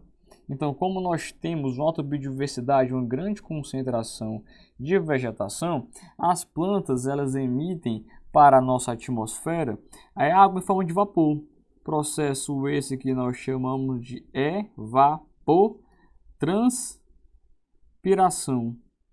evapotranspiração. Perfeito? Então, isso aqui, a mata de várzea, igapó e terra firme, nós encontramos na floresta amazônica item C. Tranquilo? Item C. Mata das Araucárias, ele fica lá no sul do Brasil, beleza? Mata dos Cocais é uma faixa de transição entre a Caatinga e a floresta amazônica. Floresta de coníferas também não. E a Mata Atlântica, ela predomina mais na região sudeste do Brasil e litoral. Gabarito item C. Vamos para a questão de número 40. O relevo brasileiro é classificado conforme diferentes critérios geomorfológicos. As duas primeiras classificações do relevo do Brasil, realizadas pelo Haroldo e pelo Absaber, indicam duas formações principais. E quais são elas? Aqui, meu aluno, é uma questão sobre classificação do relevo brasileiro. Classificação do relevo brasileiro. Vamos fazer uma breve recapitulação do relevo no Brasil. Lembra que relevo também são as diferentes feições da superfície da Terra. E ao longo da classificação do relevo brasileiro, 3 classificações existiram, tá bom? Então vamos aqui relembrar. A primeira foi a do professor Haroldo de Azevedo. Haroldo de Azevedo. Para o professor Haroldo de Azevedo, meu aluno, no Brasil existiam planaltos e planícies, certo? E para a definição do que era um planalto e o que era uma planície, o professor Haroldo de Azevedo usou o critério da altimetria. Altimetria. Planaltos eram terrenos em que superava os 200 metros e planície eram os terraços que chegavam até 200 metros, ou seja, 200 metros para baixo a planície, 200 metros para cima era um planalto, beleza? Lá na década de 60, 70, veio o professor Absaber com a sua segunda classificação do Brasil, Assis Absaber. Assis Absaber. Meu aluno, para o professor Absaber, no Brasil continuou ainda a ter planaltos e planícies. Só que aqui o professor Absaber ele usou um critério diferenciado e não mais um critério altimétrico. Para o professor Absaber, o planalto era aquele relevo em que predominava a erosão e a planície era aquele terraço que predominava o processo de deposição de sedimentos. Deposição de sedimentos. Beleza? Deposição de sedimentos, tá bom? Então, ó, as duas indicavam quais formações, meu aluno? Gabarito, item B de bola, planalto e planície, tranquilo? Planalto e planície. Vamos para a questão de número 41. Em 95, Jurandir Royce desenvolveu uma nova metodologia de classificação para o relevo do Brasil. De acordo com Ross, quais são as 3 unidades de classificação de relevo? Nós acabamos de identificar aqui nos anos 40 do professor Absaber, do professor Haroldo, na década de 70 do professor Assis Nassib Absaber, e a atual, meu aluno, vem justamente do professor Jurandir Royce na década de 80 e 90, tá bom? Em que o professor Jurandir Royce, ele meio que fez a fusão das duas definições, dos 2 critérios adotados, critério de altimetria e erosão e deposição, e ele trouxe a figura de uma nova forma de relevo que foi a depressão. Então, professor Jurandir Ross. Jurandir Ross, beleza? Vamos lá. Professor, como é que foi o meu irmão do Jurandir Royce? Ele identificou que no Brasil existiam planaltos, planícies, e ele trouxe a figura da depressão, meu aluno, a figura da depressão, beleza? Então, ó, para o professor Jurandir Royce, ele meio que faz uma fusão desses 2 critérios aqui. Então, tinha um critério de altimetria, em que planaltos eram relevos que superavam os 300 metros, em que continuava predominando o processo de erosão, tá bom? Na planície, eram terraços que chegavam até 100 metros, em que continua predominando a deposição posição. E as depressões são terraços que chegam até 500 metros, mas lembrando a depressão absoluta, que é aquele relevo abaixo do nível do mar, em que é uma área mais rebaixada quando comparada às áreas ao seu redor. E além disso, o relevo ele é levemente ondulado e inclinado. Então, as 3 unidades de relevo para o professor Jurandir Royce, e lembra, né?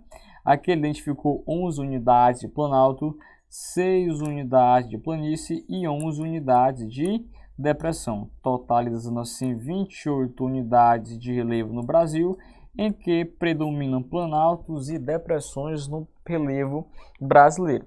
Então, meu aluno, nosso gabarito é o item B de bola: planaltos, planícies e depressões. Vamos para a questão de número 42. O principal tipo climático brasileiro é conhecido pela ocorrência de 2 estações bem definidas, uma quente e úmida e outra amena e seca. Esse clima é, meu aluno, quando falamos sobre clima predominante no Brasil, em que temos essas 2 estações bem definidas, uma mais úmida e outra mais seca, nós estamos falando do clima tropical, que é o clima típico no Brasil. Então, o clima típico no Brasil, nós temos a predominância do clima tropical. O clima tropical, em que temos justamente essas características que a questão trouxe. 2 estações bem definidas. Professor, quais são mesmo essas 2 estações bem definidas? O nosso verão, ele é chuvoso, e o nosso inverno, ele vai ser seco, meu aluno. E lembra que o verão no Brasil, ele se inicia no dia 21. Ele se inicia no dia 21 de dezembro. E vai até o dia 21 de março. E o nosso inverno, que é a estação mais seca, se inicia do dia 21 de junho e vai até o dia 23 de setembro, beleza? 23 de setembro, tá bom? Então, nosso gabarito é o item C, porque é o principal tipo climático do Brasil. É o clima que predomina no Brasil, é o clima tropical, com essas 2 características aqui. Ele predomina nessas 2 estações bem definidas, e o nosso período chuvoso fica concentrado no verão, com a nossa estação mais seca, a estação de estiagem, concentrada no inverno. Beleza, meu aluno? Gabarito item C. Vamos para a nossa próxima questão. Mais uma questãozinha de tipos climáticos. O clima equatorial ocorre predominantemente na porção norte do território brasileiro. Esse tipo climático tem a ocorrência por, né? Meu aluno, quando falamos sobre clima equatorial,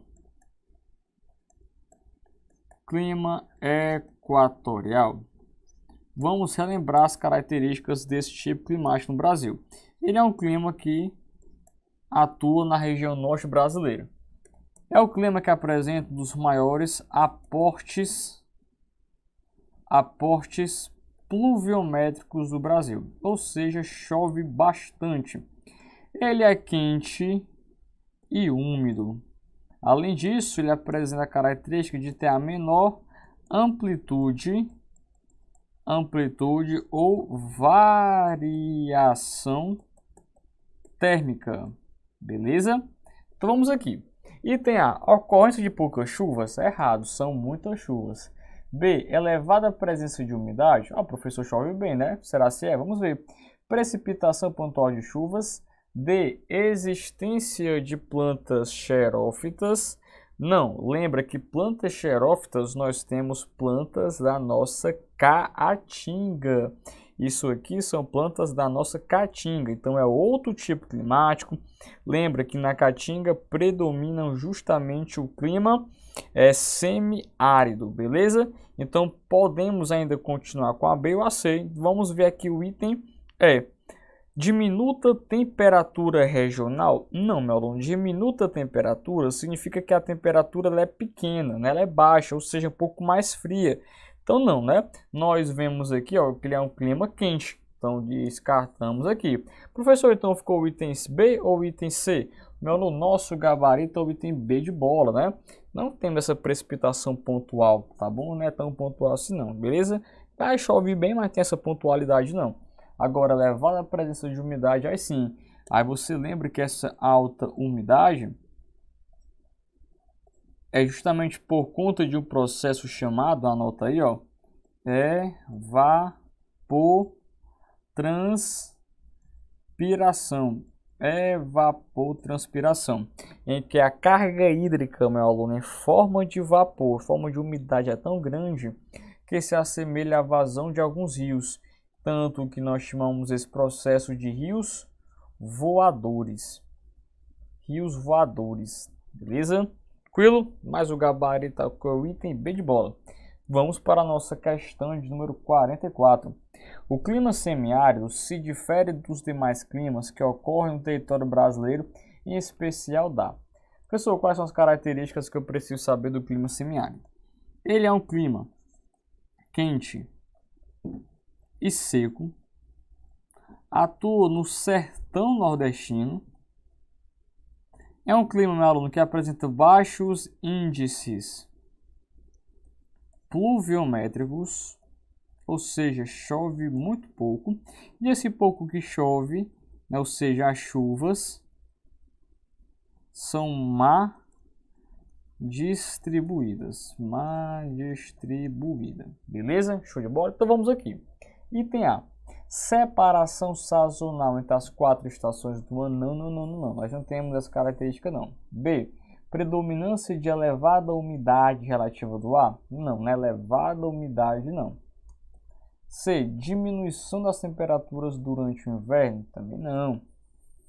D. Presença de volumes constantes de chuva? Não é volume constante, é um dos menores índices pluviométricos e é ocorrência de baixíssimos volumes de precipitação. Perfeito, meu amigo. Ele é seco, é o clima que apresenta a menor quantidade de chuva no Brasil. Gabarito item E. Vamos para a questão de número 45 e finalizando com ela, né? O El Niño é caracterizado pelo aquecimento anormal e persistente da superfície do Oceano Pacífico na região da linha do Equador, podendo se estender desde a costa da América do Sul até o meio do Pacífico Equatorial. Durante o fenômeno, que normalmente começa a se formar no segundo semestre do ano, as águas ficam pelo menos 0,5 graus Celsius acima da média por um longo período de tempo de no mínimo 6 meses. O ano de 2023 foi marcado por esse fenômeno que vem se manifestando de forma intensa até hoje.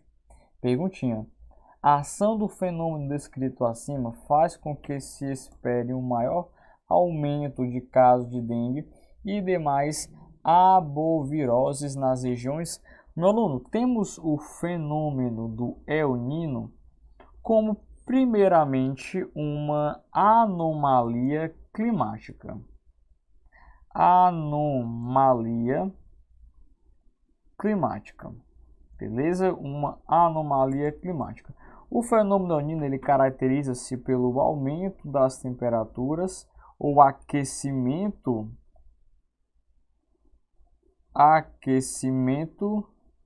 das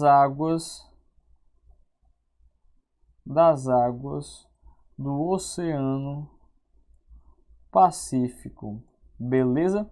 Em que, claro, isso aqui vai ter uma alteração na condição climática a nível mundial. Porém, a nível de Brasil, que é que a questão quer saber, nós temos duas vertentes, né? Na região norte e nordeste e na região sul-sudeste. Meu aluno, quando nós temos anos de El Niño, no nosso norte e nordeste, nós temos a percepção do aumento da estiagem, aumento da seca. Agora, no sul e sudeste, nós temos um aumento das chuvas, beleza? Então, olha aí a atuação do El Niño no Brasil.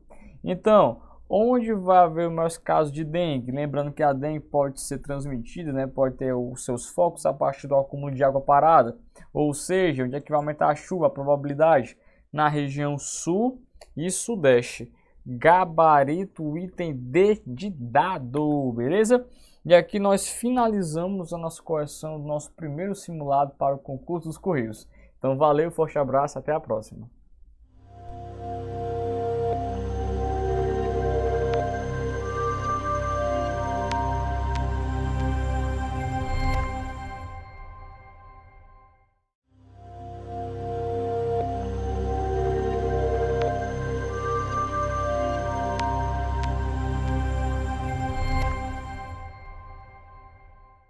Fala pessoal, sejam todos muito bem-vindos à correção do nosso simulado de ética para o concurso dos Correios, tá? Vamos falar um pouquinho sobre o nosso código de ética e integridade e separei para vocês 5 questões, estilo IBFC, eu vou lhe mostrar, eu vou corrigir o simulado de uma forma bem diferente, tá?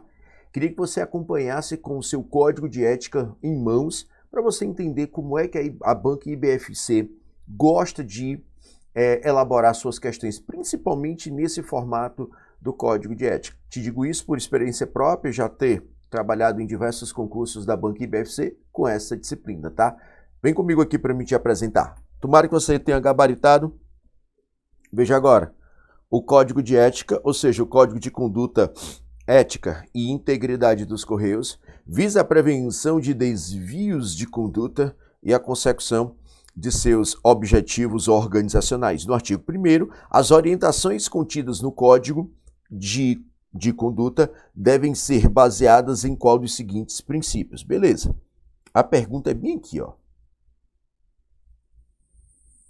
Devem ser baseadas em qual dos seguintes princípios? Fechou. Veja agora. Aqui no artigo 1º, você vai analisar comigo e depois eu vou te mostrar como é a fundamentação que eles trazem, ó. O Código de Conduta, Ética e Integridade dos Correios visa a prevenção de desvios éticos de conduta e a consecução de seus objetivos organizacionais, promovendo a disseminação da identidade corporativa. Presta atenção a esses detalhes, tá? Identidade corporativa e de orientações sobre os compromissos de agir sempre de acordo com princípios fundados na legislação e na ética, em todas as relações e sobre as sanções consequentes do descumprimento desse dispositivo. Perfeito. Então ele está falando de quê? Ele está dizendo que lá no artigo 1º existem princípios. Esses princípios são diferentes dos princípios que são elencados no artigo 4º. Então, se ele falou de princípios, ele está falando de quem? De legislação e ética. De legislação e ética. Então, gabarito nosso, item B de bola. Bora para a questão de número 47. Ele traz assim nessa questão de número 47. De acordo com o artigo 2º, eles fazem diretamente isso, tá, gente? A banca IBFC faz isso. Do Código de Conduta Ética e Integridade dos Correios, quem deve observar o código? Quem deve? Bora lá no artigo 2º. Ele traz este Código de Conduta Ética e Integridade é de observância obrigatória por todos os membros dos conselhos de administração e fiscal e da diretoria executiva e dos comitês estatutários, assessores especiais contratados, empregados, servidores e empregados cedidos aos Correios e cedidos pelos Correios às controladas, às coligadas, subsidiárias, mantidas e patrocinadas, estagiários, prestadores de serviços, agentes delegados e quaisquer pessoas que estejam a serviço de quem? Dos Correios e de suas ações, inclusive em decorrência de contratos, programas sociais, parcerias e voluntariado. Volta aqui comigo. O que é que ele está te dizendo? Apenas restringe, somente restringe. Vamos analisar agora os itens, tá? Analisa comigo o item C. Todos os empregados, servidores e prestadores de serviços que atuam em nome dos Correios. Olha agora o item B. Todos os membros do Conselho de Administração Fiscal. Se você comparar entre o B e o C, com certeza o C ele é mais completo. Ele seria mais completo. Aqui ele traz o todos, mas ele só se preocupa com os membros de quem? Do Conselho de Administração e Fiscal. Então, por isso, gabarito nosso, o item C. Vem comigo. Perceba, a banca IBFC, ela é muito literal, tá? Na forma de abordagem das suas questões. ela aborda seguindo todo esse contexto e muita atenção para você não cair nas pegadinhas, tá? Muita atenção para não cair nas pegadinhas. Eles são muito espertos referente a esses aspectos, tá? Então fica bem atento a esses detalhes para a gente não ser pego de surpresa, beleza? Vem comigo, ó. Fiz a leitura, bora para a questão de número 48, tá? Questão de número 48, ele traz assim: o presente código é baseado nos princípios constitucionais explícitos e implícitos, e aqui algumas leis que são relacionadas, dentre outras que regem a administração pública e no negócio, na missão, na visão e nos valores que retratam a identidade corporativa da empresa e visam nortear e fomentar uma conduta ética nos relacionamentos dela com suas partes interessadas. Quem são eles? Acionistas, cliente, sociedade, fornecedores e colaboradores. Em relação à visão dos Correios, qual das afirmações a seguir é verdadeira? Ele quer saber qual é verdadeira. Se você perceber, a pergunta é referente ao conceito de visão. Ao conceito de visão. Olha comigo agora. Para não ficar um repeteco, nós estamos falando do artigo 3º e ele quer esse conceito aqui, ó. A visão é ser uma plataforma física e digital integrada. Volta comigo. Vamos lá. Exclusivamente falso. Limitado ao fornecimento, falso. Não mencionado excelência, falso. Veja agora. Ele traz, ó, uma plataforma física e digital, ó. Gabarito nosso, o item B de bola. É nesse formato que eles vão fazer. Vem comigo, ó. É nesse formato que a nossa banca IBFC ela vai fazer. Até porque você vai perceber que ela vai copiar a literalidade e ela vai tentar te confundir. Perfeito? Eu vou agora para a nossa próxima questão e eu vou trabalhar nessa próxima questão o artigo 4º. Vou trabalhar com você os princípios, tá? Cuidado, lá no artigo 1º também tem princípios, tá? Eu até já te mostrei isso em uma questão anterior do nosso simulado. Vem aqui comigo, ó. Bora para a questão. Opa, foi mal. Vamos para a questão de número 49, tá? O que é que essa questão traz? Os Correios adotarão os seguintes princípios éticos, sem exclusão de qualquer outros que estejam implicitamente inseridos neste código. O princípio do profissionalismo destaca a importância de... Beleza. Eu tenho impessoalidade como princípio, dignidade humana e respeito às pessoas como princípio, integridade como princípio, legalidade como princípio, profissionalismo, que foi a pergunta, sustentabilidade e transparência. Vamos fazer aqui a leitura? Profissionalismo, desempenho profissional com responsabilidade e zelo. Baseado em valores sociais como lealdade, respeito mútuo, comprometimento com resultados, com a excelência e com o aperfeiçoamento o quê? Empresarial. Perfeito?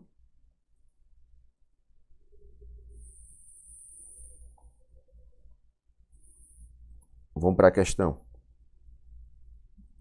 A questão traz, se o princípio é do profissionalismo, agora vai ficar fácil para a gente. Agir sempre em benefício próprio, falso. B, realizar tarefas com responsabilidade e comprometimento com resultados, já é o nosso gabarito. Manter sigilo absoluto sobre os processos internos não faz a relação. E fazer menos para preservar recursos financeiros, tá? Também não é o nosso gabarito. Então, nosso gabarito, o item B de bola. E para a gente fechar, eu vou falar com vocês agora, nessa questão de número 50, eu vou trabalhar com vocês, tá? O artigo 14. Vamos falar do artigo 14. Ele diz assim, ética é um ramo da filosofia que estuda a moralidade e as escolhas que as pessoas fazem, tanto individualmente como em sociedade. O conceito de ética está relacionado com a reflexão sobre o modo de viver e com a definição do que é certo ou errado. Por exemplo, também temos a ideia do bem ou mal, o que é um acordo de conduta pessoal e profissional. Beleza, a perguntinha aqui, ó. o que é um acordo de conduta pessoal e profissional. Veja agora, para a gente poder entender cada um desses detalhes. No parágrafo único, ele traz assim: além da aplicação da penalidade de censura, poderá a comissão de ética adotar as seguintes providências. 1. A adoção de outras medidas para evitar ou sanar desvios éticos, lavrando, se for o caso, o acordo de conduta pessoal e profissional. Então, a pergunta é: o que é esse acordo? Para a gente poder entender qual é a lógica desse acordo. Aí vem comigo aqui, ó. Ele diz: é um contrato financeiro? Piorou. É um acordo informal? Piorou. É um programa de benefício? Não. Gabarito item B, ó. Um documento que estabelece os compromissos para sanar desvios éticos. Veja comigo. Ele está dizendo o quê? Compromisso referente aos desvios éticos. Olha aqui, ó. Medidas para evitar ou sanar desvios éticos. Esse é justamente o que é o acordo de conduta. Perfeito? Fui muito detalhista em cada uma dessas questões que eu criei, são questões de autoria minha, já para trazer para você a pegada da banca IBFC. Não esquece, o concurso dos Correios é nosso e sejam todos muito bem-vindos, tá? Aos Correios, tá? Tenho certeza que você deve ter gabaritado, te mostrei até a ideia de como é criada essas questões, como essas questões podem vir na nossa prova. Tomara que você tenha feito um excelente simulado. Fica com Deus. Valeu, gente. Brigadão, força e até a próxima. Valeu.